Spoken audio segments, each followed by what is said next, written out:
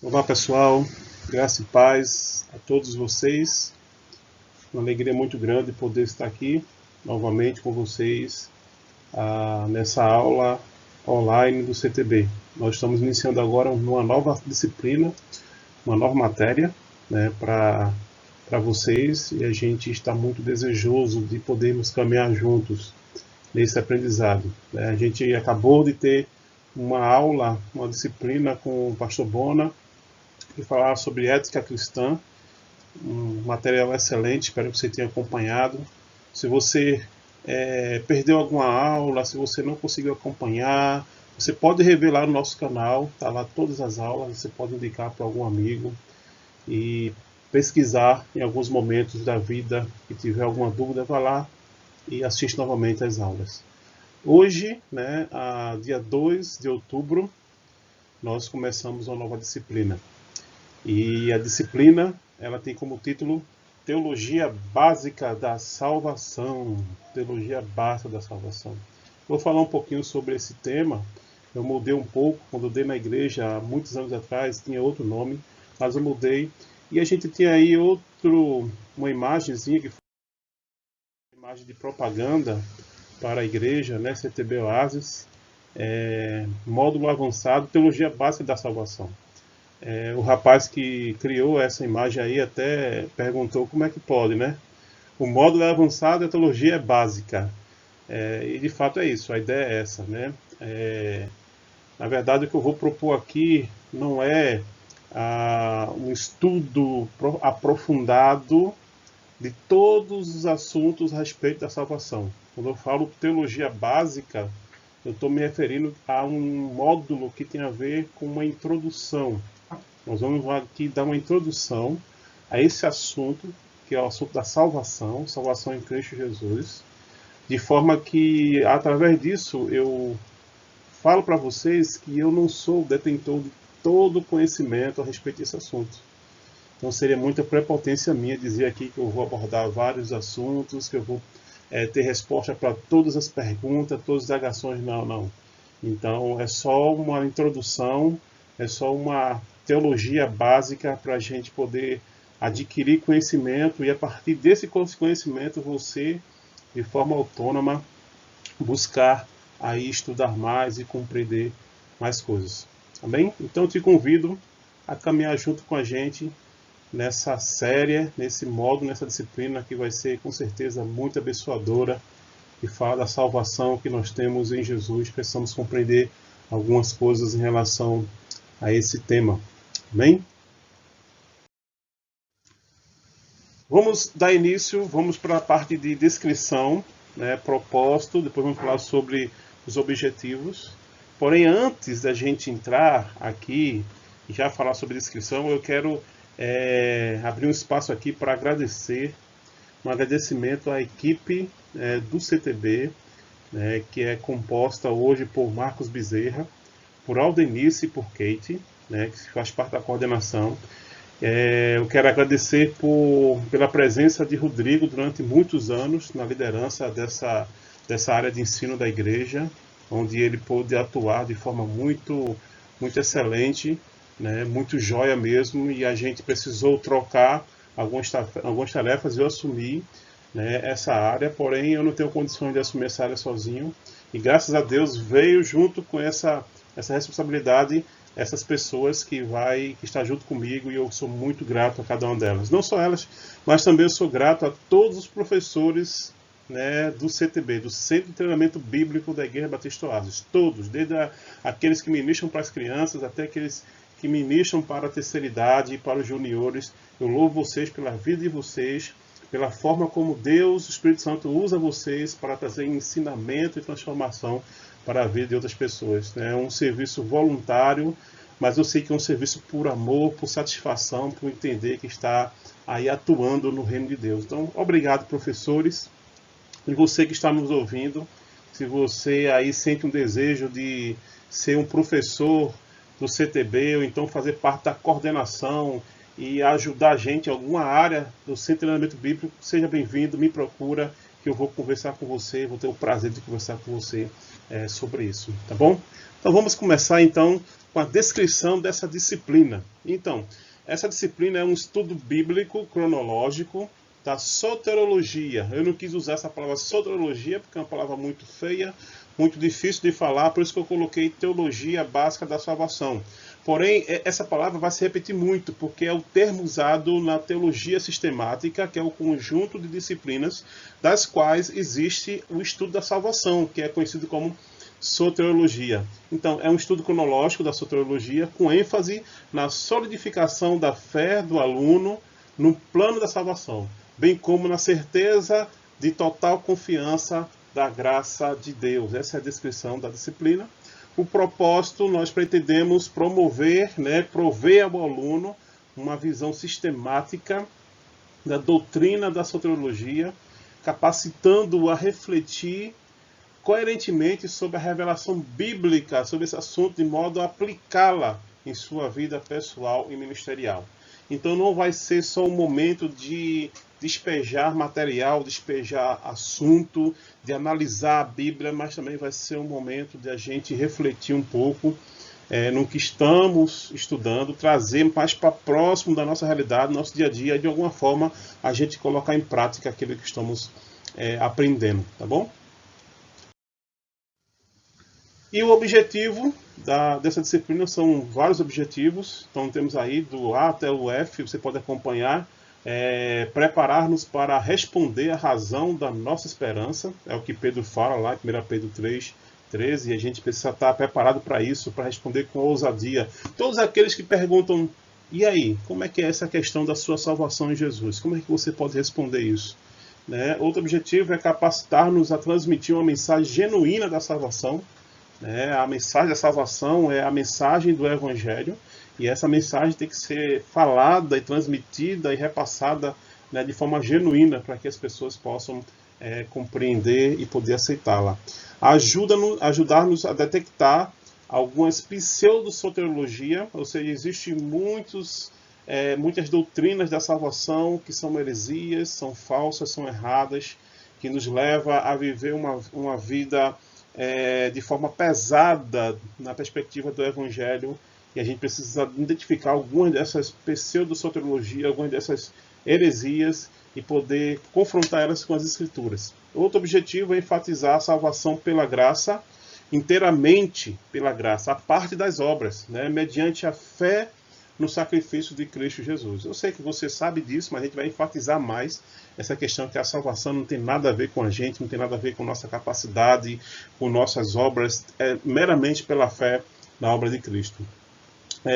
Outro objetivo seria assegurar a doutrina no que diz respeito à segurança da salvação em Cristo, eterna e imperecível. Então a gente tem essa segurança, essa convicção, nessa nossa salvação em Cristo, que não é momentânea, não é temporária, mas ela é eterna, e ninguém pode tirar da gente, e ela não pode se desfazer porque ela é imperecível. Amém? E por último, proporcionar momentos de reflexão e aplicação sobre este assunto tão especial para a vida da Igreja de Cristo. Então vamos partir também para essa parte aí de aplicabilidade e de reflexão sobre o assunto. E aí nós temos aí os tópicos do estudo, que basicamente seriam o índice do material. Inclusive o material eu estou concluindo a apostila, tá bom? Estou concluindo. Eu não consegui achar a apostila completa nos nossos arquivos da igreja, precisei digitar muitas coisas. Aproveitei para fazer algumas edições, algumas modificações, e logo estarei concluindo e vou estar enviando esse material para o grupo da Igreja Batista Oasis, tá bom? Em PDF ou em Word, não sei como é que você deseja.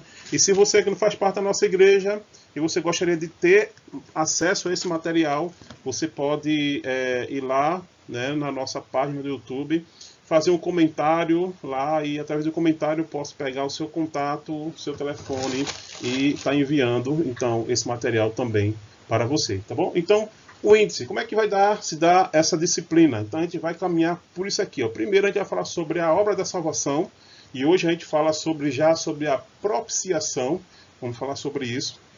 Depois, redenção. B, o meio da salvação. Então vamos falar sobre a graça de Deus, sobre arrependimento e sobre fé. Ponto C, o desenvolver da salvação. Vamos mergulhar no assunto de santificação, crescimento espiritual, disciplinas espirituais e vamos trabalhar algumas ideias erradas sobre santificação. A parte D, vamos falar sobre os resultados da salvação nas nossas vidas, que é a regeneração, justificação e adoção. E vamos concluir aí com a parte E, falando sobre a segurança da salvação, trazendo bases bíblicas, né, para a certeza da salvação. Existe um conflito muito grande sobre a salvação. A gente pode ter certeza da salvação, salvação se perde, salvação não se perde, e aí como é essa diferença entre denominações. A gente fala um pouco sobre isso. Vamos falar sobre a salvação e suas dimensões, de uma forma bem prática e resumida, e vamos concluir, então, pegando dois casos, né, dois casos bíblicos de Hebreus, capítulo 6 e capítulo 10, que são casos que trazem um pouco de dúvida para os leitores que leem, né, e tem uma trava em relação à doutrina da salvação. Então a gente vai concluir a nossa disciplina, né, falando sobre esses dois textos. Então esses são os tópicos principais, né, desse material, dessa disciplina que a gente vai estar começando hoje. Então vamos para a introdução. Então eu queria ler com você a introdução aqui, você pode ler junto comigo. Eu coloquei partes do material da apostila no slide, né? Outros não tem, mas você pode acompanhar depois que eu colocar à disposição de vocês, tá bom? Então, introdução. A doutrina da soteriologia, como o nome já sugere, é o estudo da obra da salvação de Cristo. A soteriologia, ela trata da comunicação das bênçãos da salvação a quem? Aos pecadores, ao pecador, e o seu restabelecimento ao favor divino e a íntima comunhão com Deus. Olha que profundo, né, a mensagem dessa soteriologia. Desde que ela trata da restauração, da redenção e renovação, só pode apropriadamente ser compreendida à luz da condição originária do homem, criado à imagem de Deus, e da subsequente perturbação da queda em relação entre o homem e o seu Deus, né? Perturbação causada pela entrada do pecado no mundo. Seria muito bom e importante a gente, antes dessa disciplina, ver a disciplina que fala sobre o estudo sobre o pecado. A gente vê a realidade do homem em relação ao pecado, mas a gente vai trabalhar algumas coisas em relação a isso.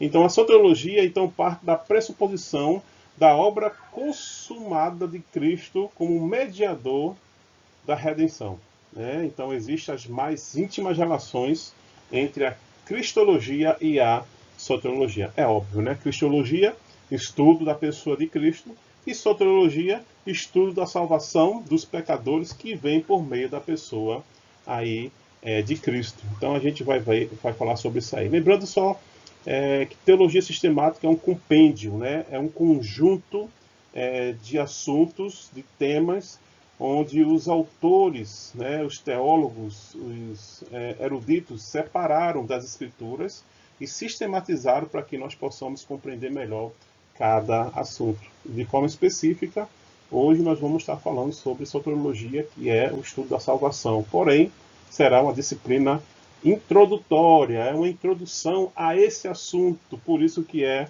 teologia básica da salvação. Bem, vamos caminhar então? Ponto 1, a obra da salvação. Antes de a gente falar sobre a obra da salvação, e a gente vai entrar aí nessa palavrinha que é propiciação. Eu não sei se vocês já ouviram falar dessa palavra, mas essa palavra é bíblica, está na Bíblia. Essa palavra tem um contexto muito profundo que a gente vai ver aqui para nós entendermos qual é o significado dela. Para que quando nós formos ler as Escrituras, a gente passar por essa palavra, a gente não passe adiante e perca o significado dela, tá bom? Então a gente vai falar um pouco sobre o que é propiciação. Mas antes, deixa eu contar para vocês uma ilustração fictícia criada aí por mim mesmo. Imagina que você está com um carro você está dirigindo esse carro, você está embriagado. Você está fazendo um monte de barbeiragem nas ruas com esse carro, passando por cima de calçada, né, não respeitando as regras do trânsito, em alta velocidade, etc, etc. Você está todo errado, embriagado, não podia estar dirigindo, mas você está lá, né, com sua altivez, né, mas de repente você ultrapassa o sinal vermelho e você bate em um carro, em outro carro. Uma batida foi muito forte. É uma batida que deu aí praticamente perda total, né? Como uma chama. PT. Quando você sai do carro e a outra pessoa sai do carro, você se depara que o outro carro que estava dirigindo foi quem? Deus. Deus dirigindo o carro e você bateu no carro de Deus. Deus sai do carro e Deus, por ser Deus, ele obedece todas as normas, ele obedece todas as leis e ele anda direitinho no trânsito. E ele, quando desce e vê que você ultrapassou o sinal vermelho e vê que você está embriagado, Deus fica irado com você, sabe? Né? A gente vê muitas histórias aí de acidente de trânsito com isso, né? O pessoal fica irado quando vê que a pessoa que bateu, na verdade, estava todo errado, somos nós. Eu e você estávamos dirigindo esse carro, todo troncho, todo errado, a gente bateu no carro de Deus e Deus não tinha nada a ver com isso. E o que acontece? Estamos acabados. Deus está irado com a gente.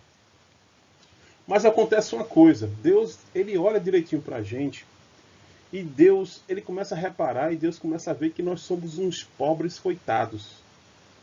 A gente, né, cara, você bateu no meu carro, mas eu estou vendo que você não tem condição nem de ter carro. Quanto mais de arcar com prejuízo. E mesmo irado, Deus, ele vem com um sentimento então de compaixão por nós, a gente não sabe explicar porquê. E o que é que Deus faz? Deus assume o prejuízo do acidente, mesmo não sendo ele o causador do acidente. Então Deus, sabendo que a gente não poderia pagar, né, aí o prejuízo, nem pagar a seguradora, porque o nosso carro nem seguro tem, o que é que Deus faz? Deus, ele aciona o seguro e ele paga o seguro no lugar da gente. E o seguro vai resolver tudo. Mas você pode parar para pensar algo interessante. Mas espera aí, será que na vida real isso seria correto? Né? Alguém que não foi o causador do acidente pagar pelo seguro para poder livrar o outro que bateu porque o outro estava errado, estava embriagado. De fato, não seria tão honesto e com certeza Deus não faria isso. Mas tem um detalhe muito grande. Deus, ele acionou o seguro e Deus pagou o seguro, mas na verdade a seguradora pertence a Deus.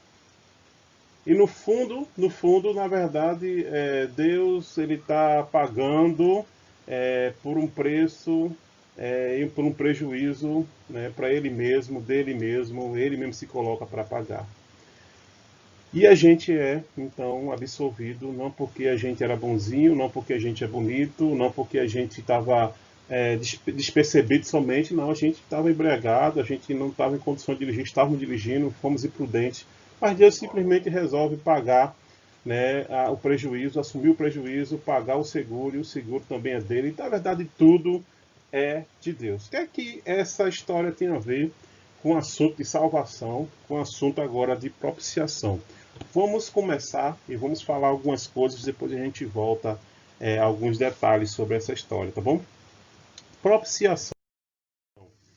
Então, o texto que fala sobre propiciação, um deles é aí 1 João, capítulo 2, versículo 2.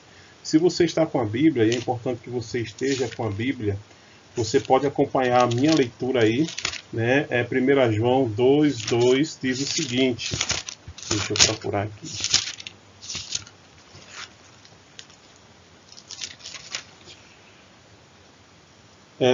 João começa falando: filhinhos, escrevo-lhes para que vocês não pequem, mas se vocês pecarem, tem um advogado, né, junto ao Pai, que é Jesus Cristo. E depois ele fala no versículo 2: ele, Jesus Cristo, é a propiciação pelos nossos pecados. E não somente pelos nossos, mas também pelos pecados de todo o mundo. Jesus, ele é a propiciação dos nossos pecados. O que é que significa isso? Então a gente pode observar que usa a palavra propiciação. E propiciação se refere ao vocábulo no grego ilasmos. Se você nunca falou em línguas estranhas, é a sua oportunidade. Repete comigo a palavra no grego ilasmo. Ilasmo significa satisfação. Satisfação. A gente pode dizer aqui então que Jesus, ele é a satisfação pelos nossos pecados.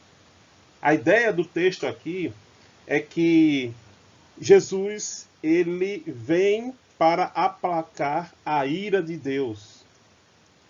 E essa passagem, então, indicaria que Jesus, ele propicia a Deus, né, em relação aos nossos pecados. Ou seja, propiciação tem a ver com satisfação, satisfazer alguém tem a ver com propiciar alguém diante de Deus. Nós temos aí a nossa realidade humana de Romanos 3,23, que diz que todos nós pecamos e todos nós estamos afastados, né, distantes da presença de Deus, da glória de Deus. Esse afastamento não é só da glória, mas também a presença de uma condenação por conta do pecado. Então, propiciar, né, que vem de propiciatório, propiciar também significa apaziguar, aplacar, desviar a ira pela satisfação da justiça violada. Então, a justiça que é violada, ela exige uma reparação, ela exige uma condenação. E propiciar significa satisfazer essa justiça que foi ferida em relação a alguma lei transgredida, ok? Então, biblicamente falando, a gente pode dizer que a propiciação, ela focaliza o valor da morte de Cristo em relação a Deus. Deus é que se torna propício. Deus, ele olha para nós, humanidade pecadores, e sabe que nós precisamos ser corrigidos, ser disciplinados, condenados, e Deus precisa ser propício diante de nós. E quem é que faz isso? Jesus. A propiciação, então, é a obra de Cristo que satisfaz todas as exigências da justiça, da santidade e da retidão divinas para que Deus ficasse livre para agir em benefício dos pecadores. A primeira lei instituída por Deus foi: não comerás do fruto que está no meio do jardim. E Adão e Eva, quando comeu, veio para junto com Adão e Eva, junto com a fruta, junto com o ato também, né, a condenação da punição, que era a punição da morte. Certamente morrerás. E quando fala em morrer ali, a gente sabe que morrer tem três concepções: a morte física, a morte emocional e a morte espiritual. Então o homem passa por isso. E essa morte espiritual a gente sabe que é o afastamento completo do homem de Deus para toda a eternidade. E isso é terrível, isso é horroroso. Isso é a sensação do inferno. Então essa justiça que foi ferida, essa santidade que foi manchada, precisa ser reparada. E quem é que repara isso? Quem é que vai propiciar e vai satisfazer a justiça que foi ferida de Deus? A pessoa de Jesus. Então, o ato propiciatório de Cristo, ele removeu a barreira levantada pela ofensa ao caráter de Deus. Isso porque quando Jesus foi pregado lá na cruz, ele levou sobre si a condenação que jazia sobre quem? Sobre os homens, sobre mim e sobre você, por haver este homem quebrado a lei. Por isso Deus já não precisa mais cobrar do homem a dívida do pecado. Deus não vai cobrar mais nada de nós, porque Jesus na cruz pagou todas as dívidas, todas as sentenças que cabia contra nós por conta do nosso pecado. Por causa do nosso pecado. Então a justiça de Deus foi satisfeita. Deus é amor e seu atributo supremo é a sua santidade.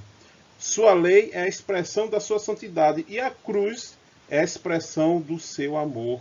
Na cruz realizou-se um ato de retificação da ordem moral do universo, uma satisfação tal das rigorosas exigências da lei, um favor em lugar do pecador, que o amor de Deus pôde influir sem problemas até o pecador, sem comprometer sua santidade. Portanto, a propiciação refere-se à lei e aos direitos da santidade de Deus.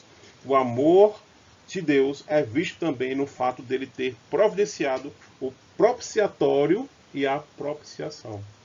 Então veja só. Nós aceitamos Jesus, Jesus perdoa nossos pecados, mas nós continuamos ainda pecadores. Eu e você somos pecadores.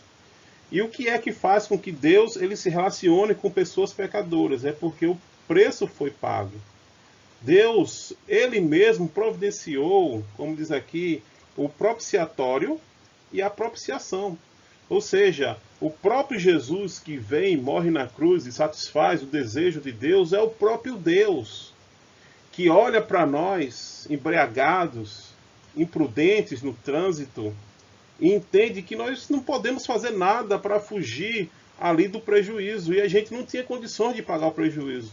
Então o próprio Deus que vai garantir a nós o perdão, a propiciação, ele mesmo vai descer da sua glória, né, do seu trono, e vem até nós na pessoa de Jesus, e ele mesmo se coloca na cruz satisfazendo o preço e a exigência da lei que foi quebrada e a justiça que foi manchada nele mesmo. Ele paga o preço por nós. Simplesmente paga o preço em nosso lugar, né? Fazendo com que a condenação dele que vinha sobre nós fosse desviada, fosse aplacada. O sangue de Jesus, né? Ele desvia, porque ele propicia, ele torna Deus satisfeito, porque alguém pagou o preço. E esse preço não fomos nós que pagamos, mas a pessoa de Jesus, ok? Então, a gente quando vai ver no Velho Testamento, a ira de Deus contra o pecador, contra o pecado, é mencionada 585 vezes. Então Deus, no Antigo Testamento, você vai ver que é um Deus que é irado por conta do pecado, por conta do pecador, né? No Novo Testamento, a gente vai ver então, que a ira de Deus assume um grau de importância. Porém, a ênfase ela está na propiciação de Cristo, né, que removeu a ira de Deus sobre a humanidade. A gente vai ver ainda o que é que significa essa palavra propiciação e como esse contexto tem a ver com a saciar Deus, né, da exigência da condenação do nosso pecado. Então aí, João 3,16 a gente conhece, né, Deus amou o mundo de tal maneira que Deus o seu Filho unigênito, para que todo mundo que nele cresça não morra, mas tenha a vida eterna. Gostaria de ler aqui com vocês Colossenses capítulo 3, versículo 6. Colossenses 3, versículo 6, você pode acompanhar aí. Colossenses depois de Filipenses 3, versículo 6. É por causa dessas coisas que vem a ira de Deus sobre os que vivem na desobediência. Paulo falando sobre quem nós éramos antes, né? Que a gente fazia isso no passado, mas agora nós somos em Cristo. Mas a ira de Deus vinha sobre nós por causa desses pecados que nós cometíamos. E Efésios 5, 6, né, vai trazer também essa ideia da ira de Deus. Né? Efésios 5, 6, ninguém os engane com palavras tolas, pois é por causa dessas coisas que a ira de Deus vem sobre os que vivem na desobediência. Então, aqueles que não estão em Cristo, eles ainda vivem sobre a ira de Deus, porque vivem em rebeldia, vivem em desobediência, vivem infringindo a justiça, a lei de Deus, e estão distantes de Deus.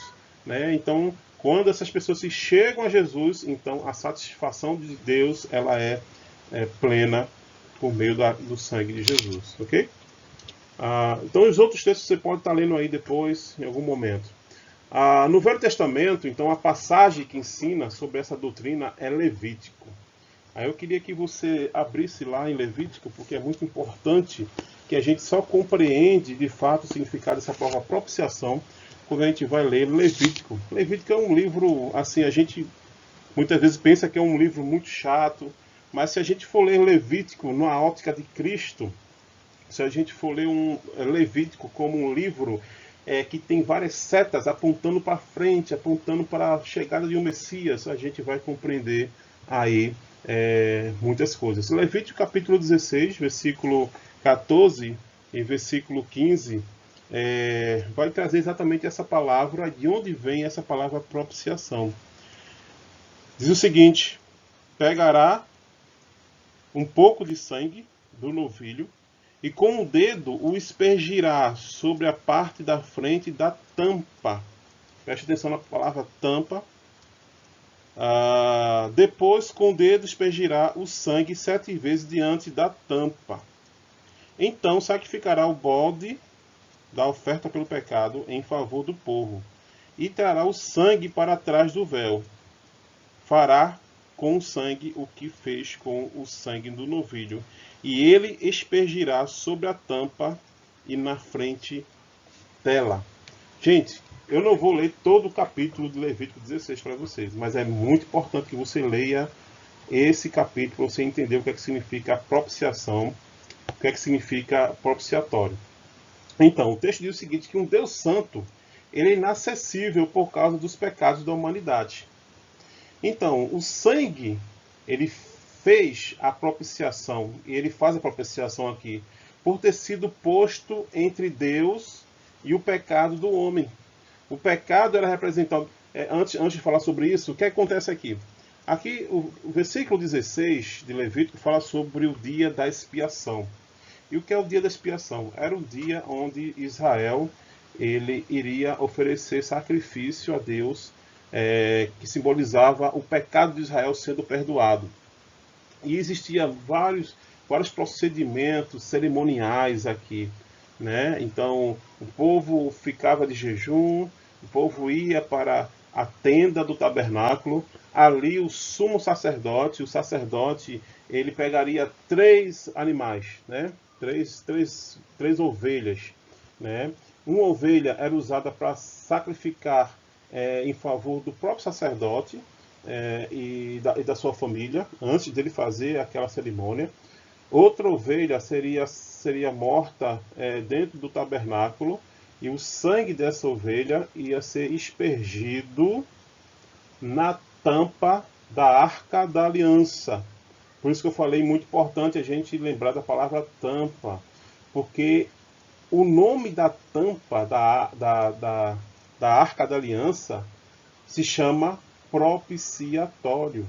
Propiciatório. Então, esse animal seria morto, seria degolado, o sangue desse animal seria aspergido de forma bem minuciosa, né? 7 vezes de um lado, em cima da tampa da Arca da Aliança.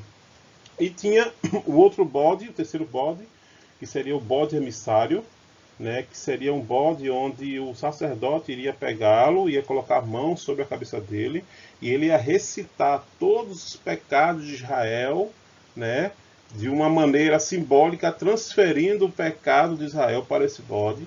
E esse bode não era sacrificado. Sabe o que era feito com esse bode? Ele era levado para fora da tenda, levado até o deserto, e no deserto ele era abandonado, para que todos esquecessem desse bode, né?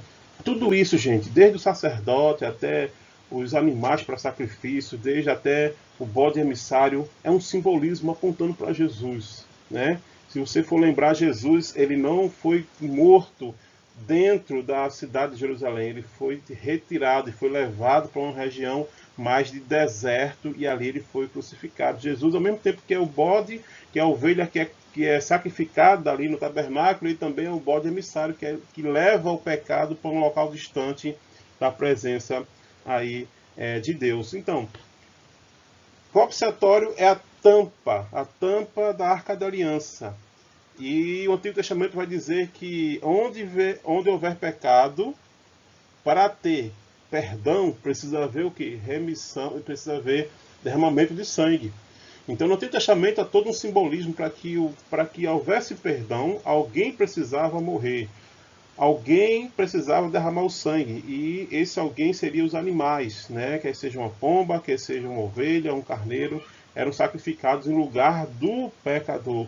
E aí a justiça de Deus era saciada diante dessa morte. Porém, era provisório, teria que se fazer constantemente. Então, se o sangue era aspergido na tampa, que é o propiciatório, alguma coisa dentro dessa arca da aliança provocava uma ira de Deus. Você já parou para perguntar o que é que tinha dentro da arca da aliança? O que é que tinha dentro da arca da aliança? Então, o pecado de Israel era representado pelo que havia dentro dessa arca. E eu trago aqui quais são os 3 elementos que existia dentro da arca da aliança e até hoje existe, aonde quer que esteja aí essa arca. Então, eram 3 elementos. Primeiro seria o maná, né? Partes do maná, que foi aquele alimento enviado por Deus lá no deserto, quando o povo saiu do Egito para a Terra Prometida. E o que é que significa o maná? Dentro da arca, representava a rejeição das provisões materiais feitas por Deus. O povo pediu comida, Deus manda o maná de forma muito milagrosa, uma comida vinda dos céus, e o povo se alimenta daquele maná, mas sim, tem um momento que o povo, sendo rebelde, obstinado, eles rejeitam a provisão de Deus. E isso trouxe indignação para Deus. O segundo elemento que está dentro da Arca da Aliança é a vara de Arão. Um pedaço da vara de Arão. E o que é que significa a vara de Arão dentro da arca? Representa a rejeição, desculpa aí, eu errei aqui, coloquei refeição, mas simboliza a rejeição humana da liderança de Deus. Em certo momento, o povo de Israel, ele rejeitou a liderança de Moisés e rejeitou a liderança de Arão, que foi conhecido como a rebelião de Corá, né? E foi preciso Deus fazer toda, né, uma encenação, pedir para as 12 tribos trazerem cada uma vara, e essa vara seria colocada dentro do tabernáculo, e no outro dia a vara que brotasse, né, ia indicar quem seria o líder, quem seria a liderança indicada por Deus. Né? E exatamente a vara de Arão, que representava a tribo de Levi, no outro dia ela não só floresce, como ela dá frutos, né? Tâmaras. Né? Então, por conta disso, por conta dessa rejeição, por conta dessa rebelião contra a liderança humana instituída por Deus, Deus diz, olha, pega um pedaço da vara de Arão e coloca dentro da Arca da Aliança. E o terceiro é o quê? É as tábuas da lei. Né, os pedaços das tábuas da lei, que representa o quê? Que representava a rejeição da santidade de Deus.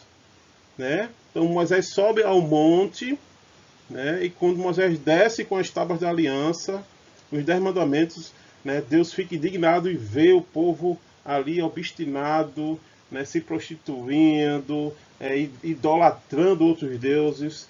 Então há toda uma situação ali condenatória daquele povo, mas não só isso, depois disso o povo continua infringindo as leis de Deus, os 10 mandamentos, e a gente sabe que a infração contra a lei de Deus exige uma punição.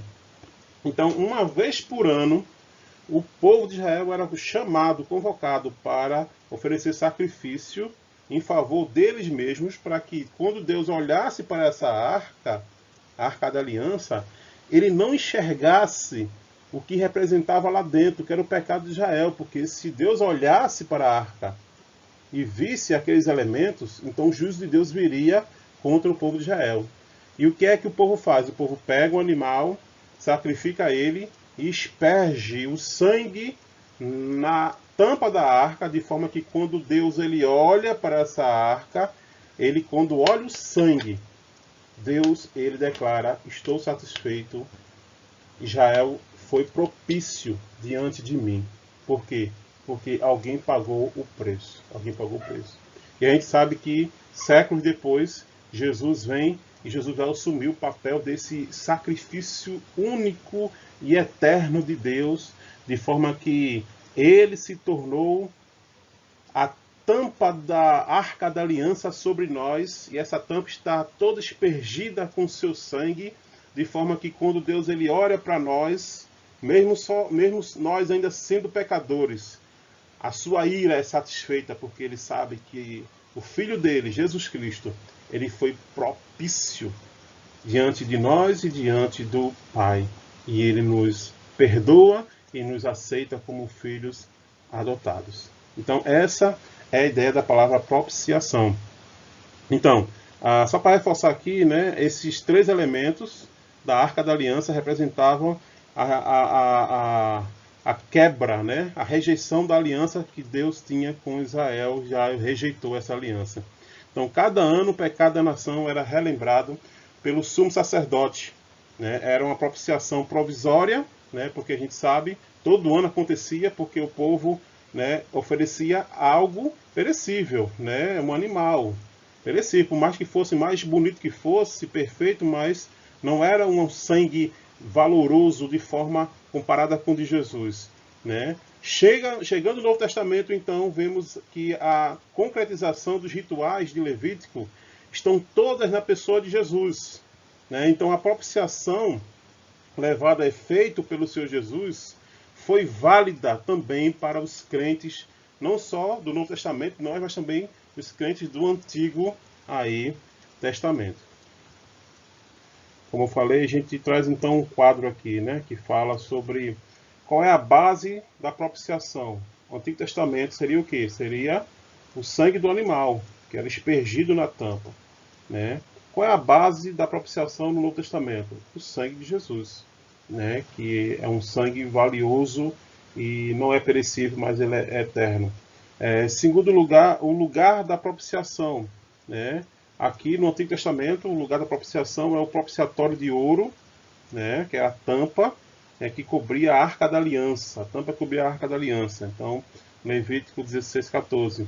E no Novo Testamento, qual seria o lugar da propiciação? Aí, ilastérium, né? Ou seja, o próprio corpo de Jesus é o lugar da propiciação, porque esse corpo ele vai ser rasgado, ele vai ser entregue, ele vai ser cortado, furado, e sangue vai ser derramado em favor de nós.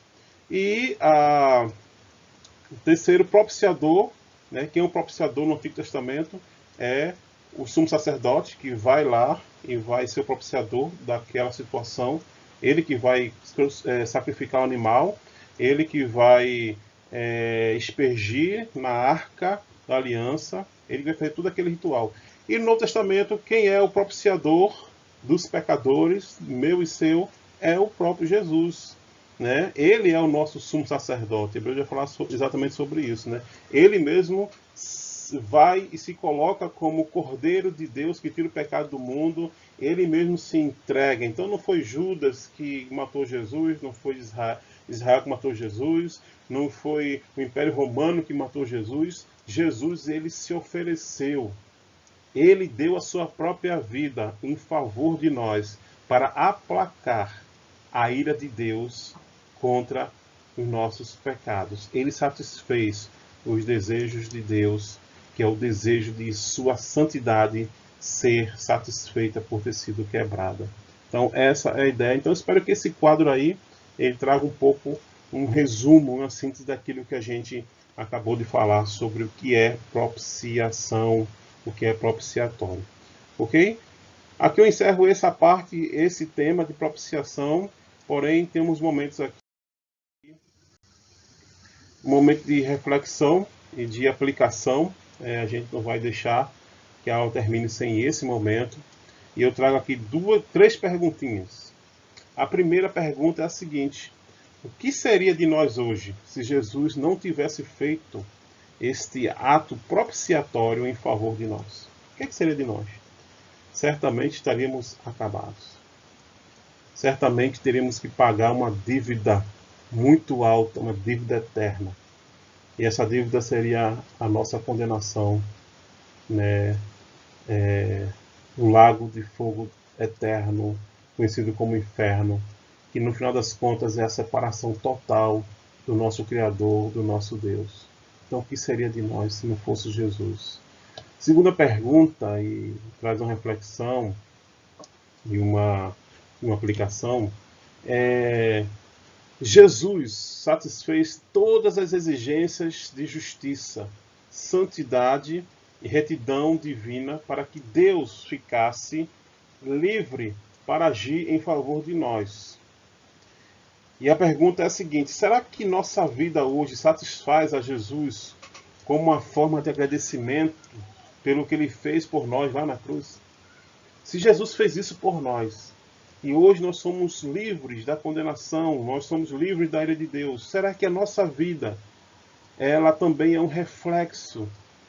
Será que a nossa vida, nossas atitudes também satisfaz a Jesus, agrada a Jesus, como uma forma de gratidão pelo que ele fez por nós, porque nós não éramos merecedores, mas ele nos amou de forma incondicional? Será que a sua vida, reflete isso para Jesus, traz satisfação para Jesus, porque Jesus satisfez Deus diante de você?